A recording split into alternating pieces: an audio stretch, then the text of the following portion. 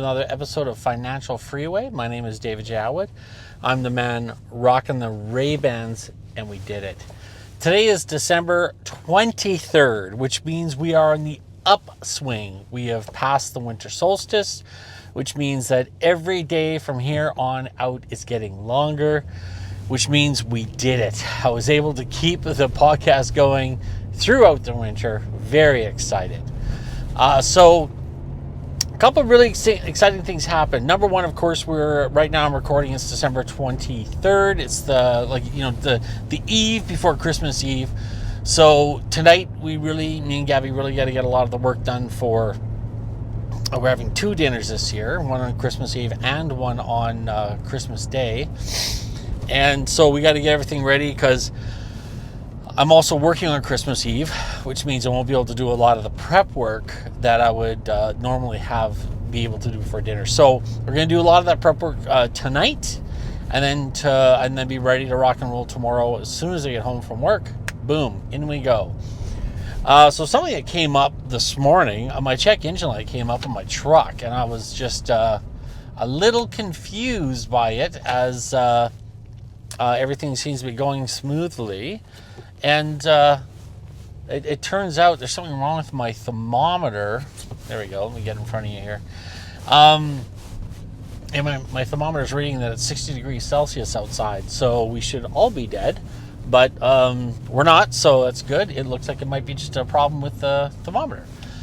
That's a good thing. But I am going to be getting the OBD reader, so I can diagnose it myself. And as I was researching it, as I was researching what diagnostic tool to use, it was like, okay, what do I need to use that would be more be good for a guy like me? Like, I like to work on my truck, I like to work on my vehicles myself, I like to wrench, but I'm not a professional. I don't have time to be a professional. But a lot of these little quirks can be figured out because the computers, the cars are becoming so technical, and there's so much little things that, like, my thermometer's off, so that could be what's setting my check engine light. So you get one of these readers that you don't want to get a diagnostic tool that a professional would have, but you'd like to have something that works and is good value. So I ended up getting one that I think is going to work out well for myself. Hooks up to my phone, gives me an app, gives me the diagnostics that I need to make sure that the problem is fixable, and if it's not fixable, then at least I'll know it's not fixable, instead of having to spend a lot of money on somebody I don't know telling me things that I don't understand. So yay for me.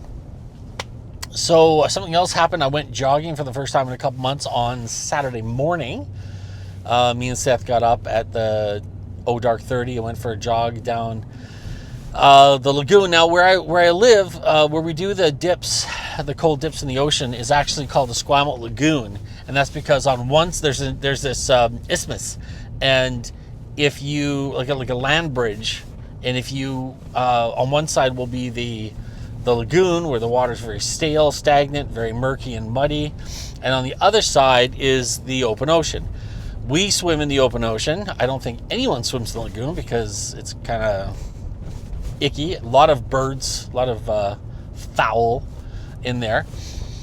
But we ran along it, and it was about a 3.5 kilometer jog. And I used to be quite the athlete. And I know that's easy to talk about when you're talking about the glory days, but I really was.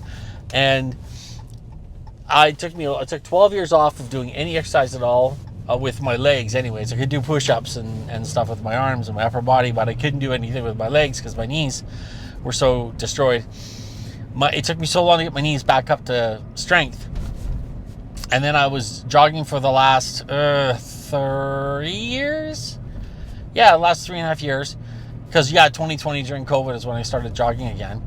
And lost a little bit of weight, not a lot, but a little bit. Felt good about myself. Got my cardio back up. It was nice. Then I took a few months off, 4 months off because of the stress of the convention.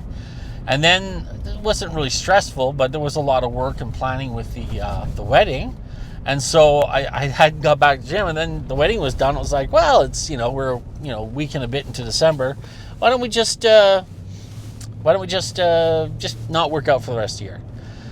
And then me and Seth were talking about, the whole thing about New Year's resolutions and how people are always, waiting until New Year's Day. And, people won't start a diet on Friday, but they'll start one on Monday. So I was just kind of like, why are we waiting those extra couple of days? And Seth's like, you're right. I'll see you tomorrow morning on the beach and we'll go for a run. So we did it, and ouch, did it hurt. Oh, was it painful.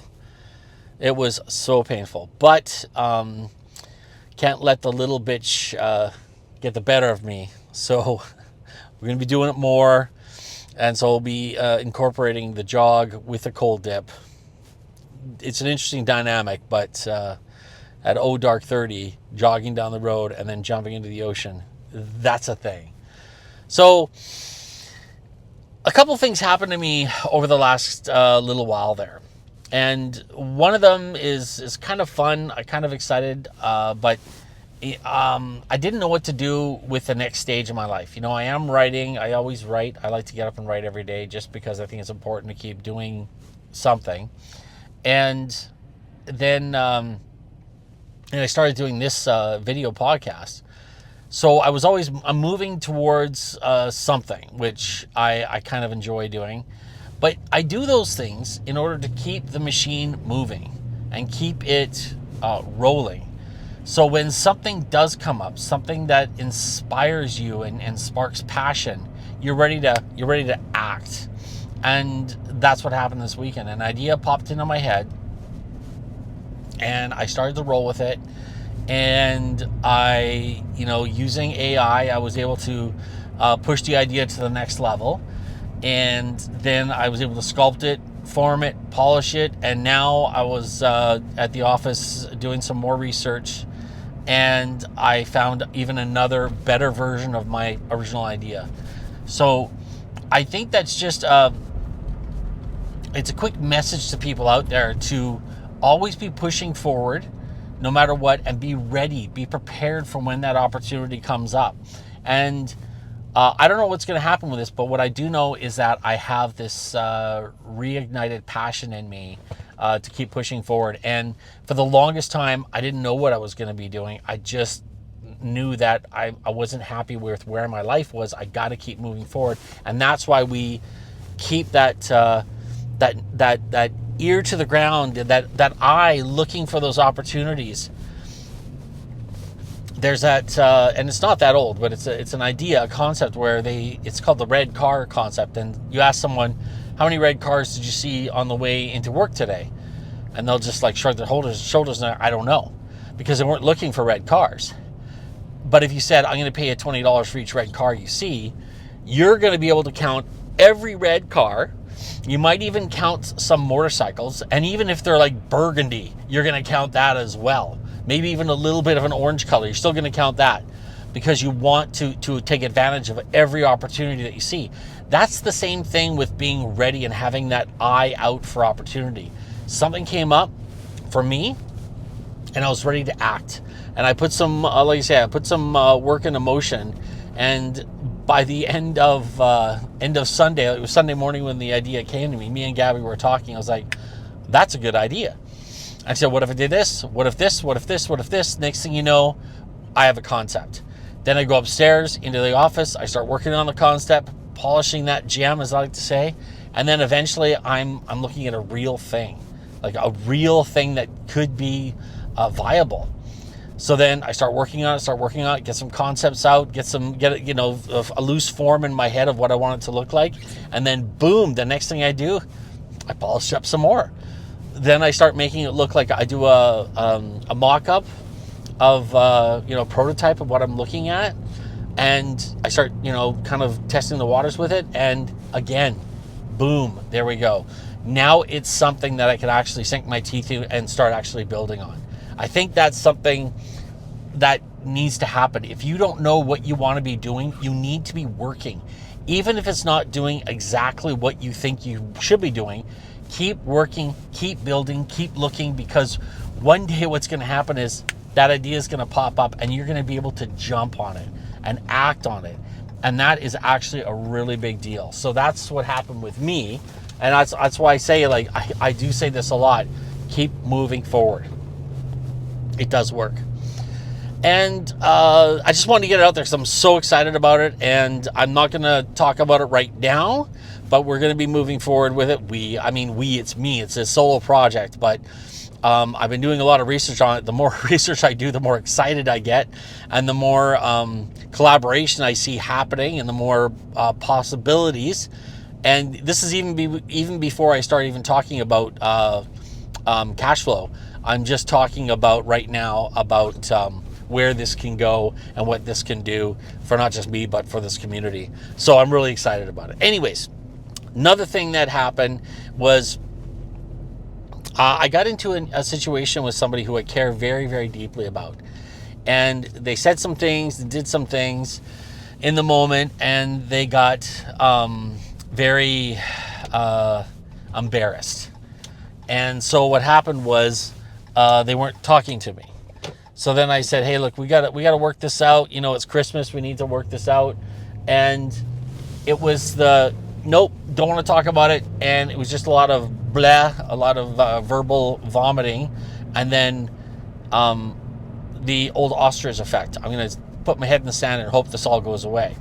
And this has been the modus operandi for this person for their life. And every time something bad happens, they just don't talk about it for months until they feel like the dust is settled and they think it's okay to come out and actually deal with it. This is where accountability actually serves you really, really well. If you are a person that is accountable for your actions, truly accountable for your actions, when stuff goes south, when you do something that is possibly a little bit embarrassing, if you're accountable for it and you face it right away and you just jump on it, it gives you power. It gives you power to control the situation and control the outcome. And so it's really important that, what are you doing? Don't slow down. Let's go. Yep, there you go. There you go. That's how you make a turn. Yep, you don't stop midway. But by being accountable, you're actually able to get ahead of things and do more positive things and get it out of the way. Because hiding your head in the sand and not being accountable, being unaccountable, non-accountable, I got to figure that out. But by just hiding and not actually facing what had happened and not just taking it on chin. And a lot of times when you say, you know what, I'm sorry, I messed up, I made a mistake, I apologize. Is there anything I can do to correct it? Won't happen again, but what can I do right now to make it better? That simple statement can change the trajectory of everything. If you are able to just say, sorry, my bad, what can I do to fix it? You will find so many problems vanish. Because so many times when you say that, people go, don't worry about it, I understand.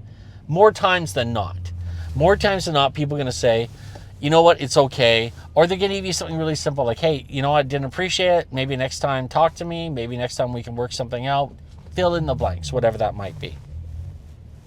But the key is the accountability part. If we always are avoiding, everyone doesn't want to lose face. Everyone wants to be, protected. They don't want to be embarrassed. If we are always, I tell you, people, learn how to drive. If we are always trying to hide from our mistakes and not be willing to own up and face up to them, it drags things out. And a lot of times that makes things more complicated and more ugly and more just icky, the whole thing. But by being accountable and jumping on it right away and saying, you know what, I made a mistake, I apologize, you can move forward so much quicker. With this particular situation, Christmas was almost destroyed by this situation. Instead of this person just saying, you know what, I made a mistake, I apologize. I don't want to be around you at Christmas. I've got my own stuff to deal with. And it was just like, why are we like that? Why are we being like that? Instead of and all I was saying was, let's talk about it. It's important to be accountable. It does actually serve you. You become a better person. Your life becomes better when you start to become accountable. It's not as scary as most people think it is. It's not like someone's going to punch you in the face. And even if they are going to punch you in the face, this is hard to believe, but even if they are going to punch you in the face, it actually ends up being, oh God, just so you know, I got the worst driver in front of me right now, and this is where you need to be a little bit attentive. This guy is going slow, he's braking when there's no need to brake, and he's lots of room between cars. Oh, swear to God. Sometimes there is a true zen in the art of driving in Victoria rush hour traffic. Be accountable. No matter what happens when you are accountable, you shorten the time that you have anxiety. You shorten the time that you have stress, and you're able to move on as quickly as possible. If you spend too much time being, it's not my fault, it's not my fault, it's not my fault, what ends up happening is resentment builds up, and then you start to look for reasons to blame the other person instead of just simply saying, you know what, my bad. I apologize. I made a mistake. What can I do to make it better? It changes everything. Gets you on track to being successful. Gets you on track to mending that relationship a lot quicker. Okay, folks. That's it for me. Thank you so much for watching. This will probably be the last video of the year. We're going to be hopping on to Christmas. What's this guy doing? Oh, I think I can get in here. Oh, this guy's just all over the place. What the heck is this guy doing? So anyways, I just want to say thanks so much for the year. Thanks so much for watching. Thanks for the people that have joined on and started subscribing. Thanks for the people checking out the blog. I really appreciate that. If you really want to show your appreciation, hit the thumbs up. Check out financialfreeway23.ca. That's where all the good stuff is, as I always say. And as I always say, spread the word. Spread the good news. Spread the gospel of what we're doing here, because it is our mission to make sure that everyone in the world understands that they have an inalienable right to live a life of success, happiness, and abundance. Be accountable, people. God bless.